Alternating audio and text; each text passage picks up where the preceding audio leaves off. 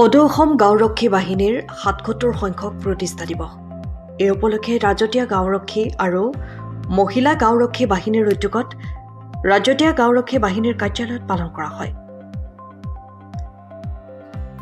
গাঁওৰক্ষী বাহিনীৰ পতাকা উত্তোলন কৰে ৰাজতীয়া গাঁওৰক্ষী বাহিনী সভাপতি তথা যোৰহাট সদৰ আৰক্ষী থানা নাগৰিক সমিতিৰ সদস্য অনন্ত দাসে।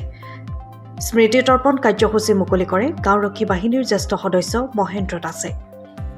স্মৃতি তৰ্পণ কাৰ্যসূচীত মহিলা বাহিনী আৰু গাঁওৰক্ষী বাহিনীৰ কাৰ্যকৰ্তাসকলে অংশগ্ৰহণ কৰে।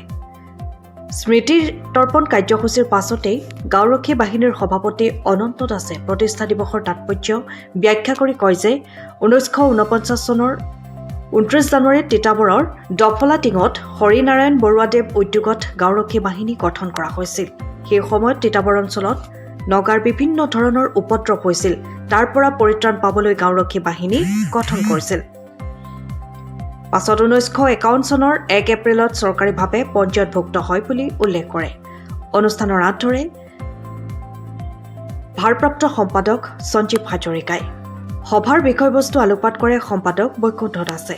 সভাত নায়ক কৃষ্ণকান্ত দাস সহ সম্পাদক ৰুবুল দাস, কাৰ্যকৰ্তা জীৱন দাস, প্ৰফুল্ল দাস, ভাস্কৰ হাজৰিকাসহ গাঁওৰক্ষী বাহিনী আৰু মহিলা বাহিনী কাৰ্যকৰ্তাসকলৰ লগতে শুভাকাংক্ষীসকল উপস্থিত থাকে।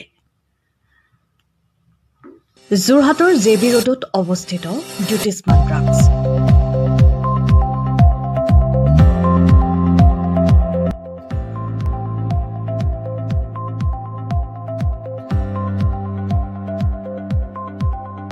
আপোনালোকৰ সেৱাত জ্যোতিষ্মান ড্ৰাগছ। আমাৰ ইয়াত শিশুসকলৰ লগতে প্ৰাপ্তবয়স্ক পুৰুষ মহিলাসকলৰ বিভিন্ন ৰোগৰ ঔষধ উপলব্ধ। পুৱা 9 বজাৰ পৰা নিশা 10 বজালৈ খোলা থকাৰ লগতে বিভিন্ন ঔষধ ৰেহাই মূল্যত উপলব্ধৰ ব্যৱস্থা। আপোনালোকৰ জৰুৰীকালীন সেৱাৰ বাবে জ্যোতিষ্মান ড্ৰাগছ। আমি সদায় সাজু। আমাৰ ঠিকনা জেবি ৰোড, যোৰহাট।